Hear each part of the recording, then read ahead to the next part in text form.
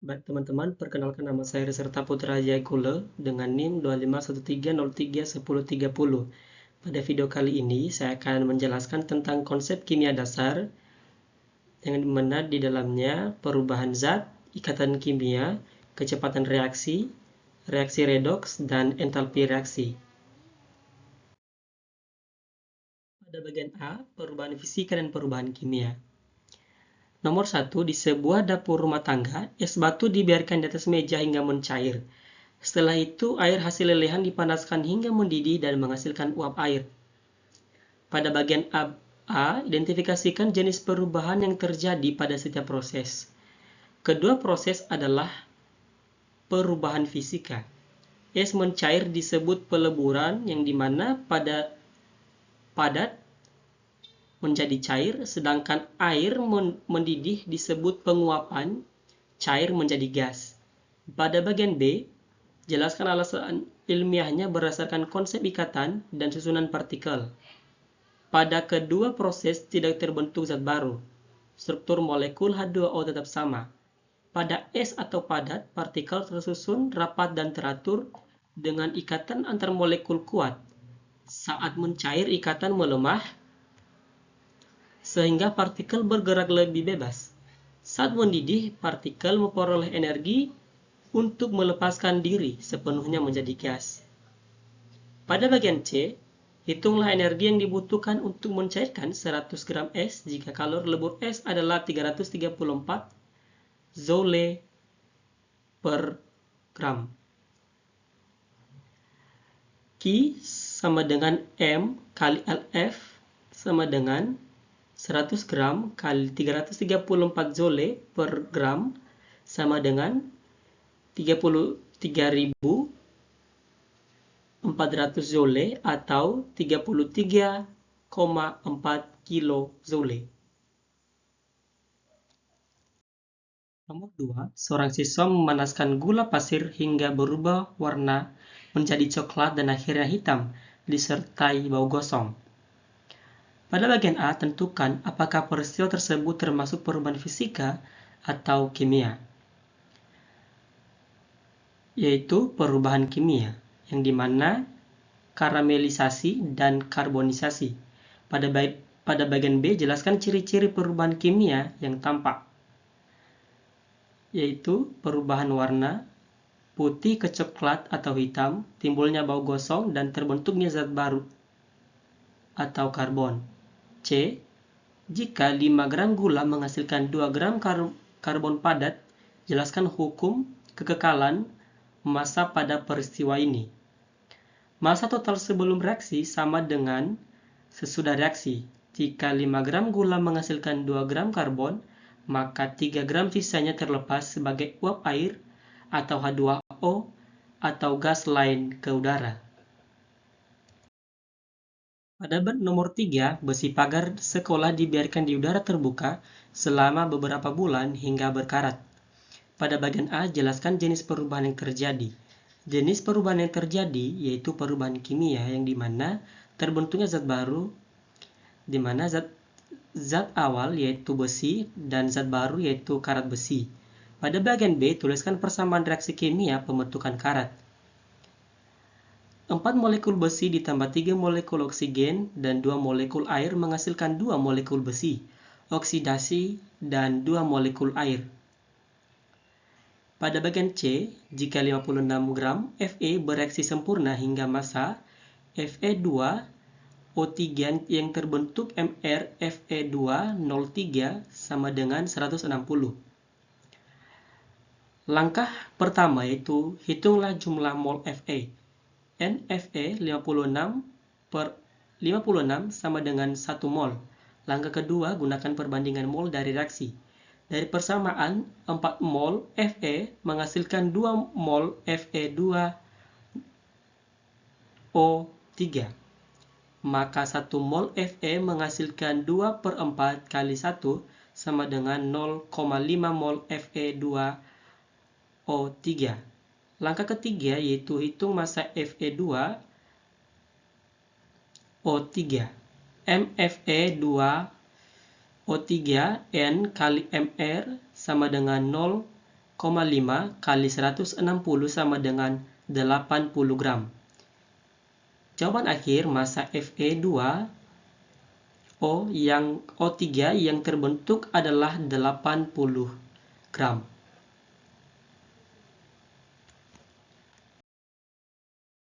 Sekarang kita masuk pada bagian B, ikatan kimia. Nomor 4, air atau H2O memiliki titik didih yang lebih tinggi dibandingkan H2S. Pada bagian A, jelaskan perbedaan jenis ikatan dan gaya antar molekul kedua senyawa tersebut. H2O memiliki ikatan hidrogen atau gaya antar molekul sangat kuat, sedangkan H2S hanya memiliki gaya van der Waals, dipol-dipol lebih lemah. Pada bagian B, kaitkan dengan kepolaran molekul. Keduanya memang polar, tetapi perbedaan elektronegativitas OH jauh lebih besar daripada SH, sehingga H2O jauh lebih polar dengan gaya antar molekul lebih kuat, menghasilkan titik didih lebih tinggi. 100 derajat Celcius versus min 60 derajat Celcius. Pada bagian C, tentukan jumlah pasangan elektron ikatan dan bebas pada molekul H2O. H2O memiliki 2 pasangan elektron ikatan dan 2 pasangan elektron bebas. Pada bagian 5, suatu senyawa memiliki titik leleh tinggi dan dapat menghantarkan listrik saat dilarutkan dalam air. Pada bagian A, identifikasikan jenis ikatan kimia yang mungkin dimiliki senyawa tersebut, yaitu ikatan ion atau ionik. Contoh senyawa dan struktur ionnya, yaitu NaCl dengan struktur ion Na+ dan Cl-. Hitung jumlah mol ion yang terbentuk jika 0,5 mol senyawa tersebut larut sempurna. Jika 1 mol NaCl menjadi 2 mol ion Na+ ditambah Cl-, maka 0,5 mol NaCl menjadi 1,0 mol ion. Pada bagian 6, gas nitrogen atau N2 sangat stabil dan sulit bereaksi. Pada bagian A, jelaskan jenis ikatan yang terdapat dalam molekul N2. Jenis ikatan yang terdapat dalam molekul N2 atau gas nitrogen adalah ikatan kovalen rangkap 3. Pada bagian B, tentukan orde ikatan dan kaitkan dengan energi ikatan. Orde ikatan yaitu 3. Semakin tinggi orde ikatan, semakin kuat energi ikatan dan semakin stabil molekulnya. N2 memiliki energi ikatan 945 kJ per mol atau sangat tinggi. Pada bagian C, hitung jumlah elektron yang terlibat dalam ikatan rangkap 3 tersebut. Jumlah elektron yang terlibat dalam ikatan rangkap 3 tersebut yaitu 6 elektron yang terlibat atau 3 pasang elektron ikatan. Sekarang kita akan masuk pada bagian C, yaitu kecepatan reaksi. Nomor 7. Reaksi antara logam, magnesium, dan larutan HCl berlangsung lebih cepat ketika HCl dipanaskan. Pada bagian A, jelaskan pengaruh suhu terhadap laju reaksi berdasarkan teori tumbukan. Nah, pengaruh suhu terhadap laju reaksi berdasarkan teori tumbukan yaitu suhu tinggi meningkatkan energi kinetik partikel, sehingga frekuensi tumbukan efektif yang melampaui energi aktivasi meningkat. Pada bagian B, jika laju reaksi menjadi 4 kali lebih cepat saat suhu dinaikkan 20 derajat Celcius, jelaskan fenomena ini secara kualitatif. Nah, kenaikan suhu dapat memberikan energi tambahan bagi partikel untuk mencapai keadaan transisi lebih cepat. Setiap kenaikan 10 derajat Celcius, laju reaksi berlipat ganda kurang lebih. Pada bagian C, hitung energi kinetik relatif partikel sebelum dan sesudah pemanasan. Gunakan perbandingan. Sesudah persamaan EK sama dengan 3/2 kT, energi kinetik berbanding lurus dengan suhu mutlak Kelvin. Sekarang kita akan masuk pada bagian 8. Serbuk kalsium karbonat bereaksi lebih cepat dengan HCl dibandingkan bongkahan kalsium karbonat. Pada bagian A, faktor apa yang mempengaruhi laju reaksi pada kasus ini? Yaitu faktor yang mempengaruhi pada laju reaksi pada kasus ini yaitu luas permukaan bidang sentuh. Pada bagian B, jelaskan alasannya. Serbuk memiliki luas permukaan lebih besar daripada bongkahan, sehingga lebih banyak area bagi partikel HCl untuk bertumbuk dengan kalsium karbonat. Pada bagian C, jika luas permukaan meningkat 5 kali, bagaimana pengaruhnya terhadap frekuensi tumbukan efektif? Frekuensi tumbukan efektif akan meningkat 5 kali lebih sering, berbanding lurus dengan luas permukaan. Sekarang kita akan masuk pada bagian 9 atau nomor 9. Dalam reaksi A, B, konsentrasi A berkurang dari 0,8 mol menjadi 0,2 mol dalam waktu 10 menit. Nah, pada bagian A, hitung laju reaksi rata-rata. V sama dengan minus delta konsentrasi A per delta T sama dengan 0,8 dikurang 0,2 per 10, menghasilkan 0,06 polar per menit. Pada bagian B, tuliskan satuan laju reaksi tersebut, yaitu mol per menit atau mol. Pada bagian C, jelaskan makna fisiknya. Konsentrasi zat A berkurang sebesar 0,06 mol setiap liternya dalam waktu 1 menit. Sekarang kita akan masuk pada bagian D, yaitu reaksi redoks. Pada nomor 10, pada proses pernapasan glukosa mengalami oksidasi. Pada bagian A, jelaskan konsep reaksi redoks berdasarkan pelepasan dan penerimaan elektron. Oksidasi adalah pelepasan elektron, reduksi adalah penerimaan elektron. Keduanya terjadi bersamaan dalam reaksi redoks. Pada bagian B, tentukan zat yang mengalami oksidasi dan reduksi pada reaksi pembakaran glukosa. Glukosa mengalami oksidasi atau reduktor. Oksigen mengalami reduksi atau oksidator. Pada bagian C, tentukan bilangan oksidasi karbon sebelum dan sesudah reaksi. Sebelum dalam glukosa sama dengan 0. Sedangkan sesudah dalam CO2 sama dengan plus 4. Reaksi berikut terjadi dalam sel aki.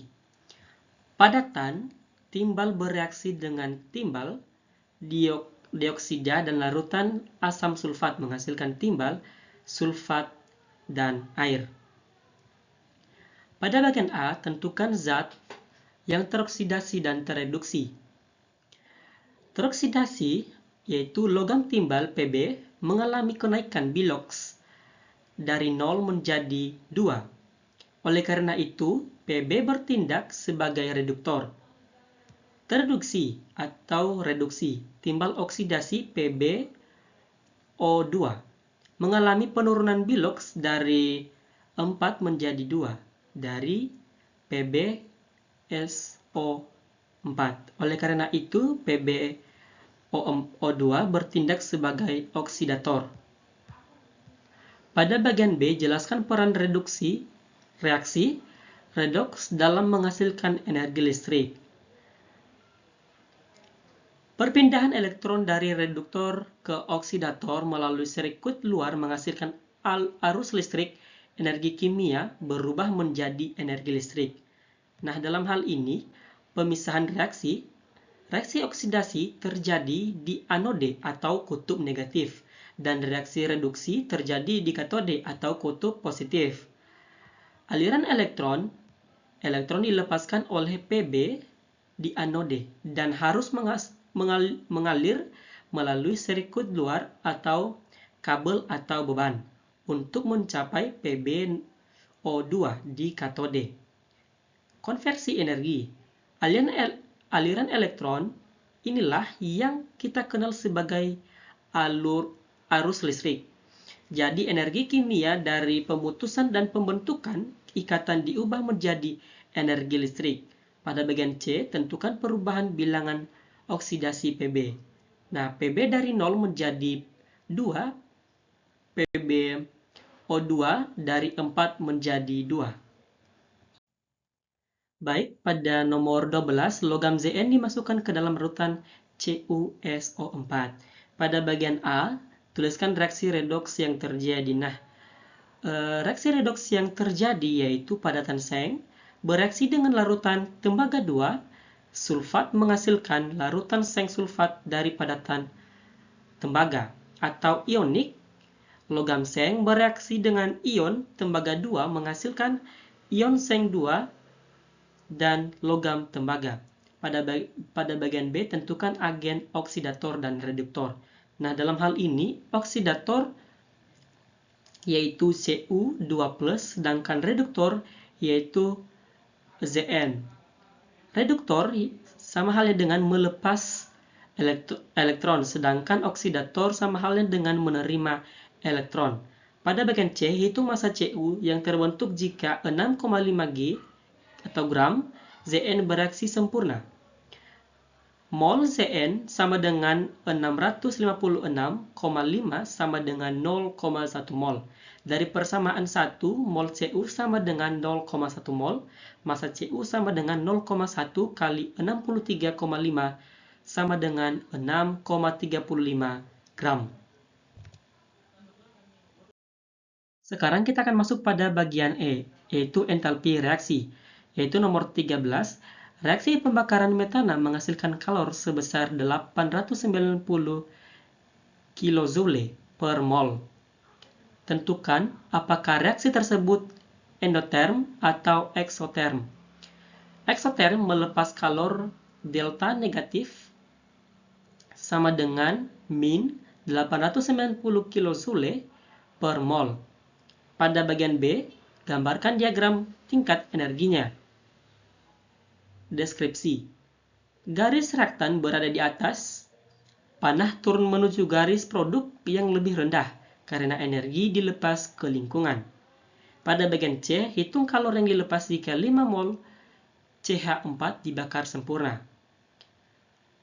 Q sama dengan 5 kali 890 sama dengan 4.450 kJ. Sekarang kita akan masuk pada nomor 14. Reaksi pelarutan NH4NO3 dalam air menyebabkan suhu larutan turun. Pada bagian A, jelaskan jenis perubahan energi yang terjadi. Endotherm menyerap kalor dari lingkungan ditandai suhu turun. Pada bagian B, yaitu tentukan tanda delta H reaksi. Delta H sama dengan positif karena reaksi endotherm. C, jika 10 gram NH4NO3 menyerap 3 kJ kalor, hitung delta H per mol. Mol NH4NO3 sama dengan 8010 sama dengan 0,125 mol. Delta H sama dengan 3 kJ per 0,125 mol sama dengan positif 24 kJ per mol. Sekarang kita akan masuk pada nomor 15. Diketahui data entalpi. H2 ditambah 1 per 2 O2 menghasilkan H2O. Delta H sama dengan min 286 kJ. C ditambah O2 menghasilkan CO2. Delta H sama dengan min 394 kJ. Pada bagian A, jelaskan hukum Hess. Perubahan entalpi suatu reaksi hanya bergantung pada keadaan awal dan akhir, tidak tergantung pada jalannya atau tahapan reaksi. Pada bagian B, tentukan delta H reaksi pembentukan CO dari data tersebut. 2C ditambah O2 menghasilkan 2CO delta H sama dengan min 221 kilojoule diperoleh dari kombinasi reaksi pembakaran C dan CO. Jelaskan manfaat konsep entalpi reaksi dalam industri kimia. Yang dimana manfaatnya pada dalam industri kimia yaitu memprediksi kebutuhan energi atau panas yang akan dihasilkan dalam proses industri tanpa harus melakukan eksperimen berbahaya atau sulit secara langsung, hemat waktu, biaya, dan meningkatkan keselamatan kerja. Baik teman-teman, demikian saja video dari saya tentang penjelasan konsep kimia dasar dalam kehidupan sehari-hari, mulai dari perubahan zat, ikatan kimia, reaksi kimia, kecepatan reaksi, reaksi redoks, dan entalpi reaksi. Mohon maaf jika ada kesalahan dalam penyampaian saya. Saya ucapkan terima kasih.